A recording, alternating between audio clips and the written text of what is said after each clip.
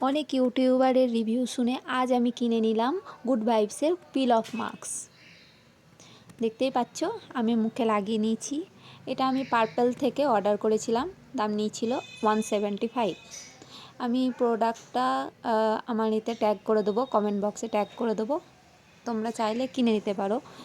এখন চলো দেখা যাক আমার অনেস্ট রিভিউ। আমি 15 মিনিট ধরে লাগিয়ে নিলাম, লাগিয়ে আমি 15 মিনিটস ওয়েট করার পর এবার আমি আস্তে আস্তে পিল অফ মাস্কটা তুলে ফেলবো। চলো তুলে ফেলা যাক। উঠছে না। এবার খুব চেষ্টা করার পর আস্তে আস্তে আমি তুলে ফেললাম। দেখো তাও পুরোপুরি তুলতে পারিনি, যেন কিরম চিপচিপ টাইপের লেগে আছে এখনও। তোমাদের কি মনে হচ্ছে আমার স্কিনটা কি গ্লো করেছে আদৌ?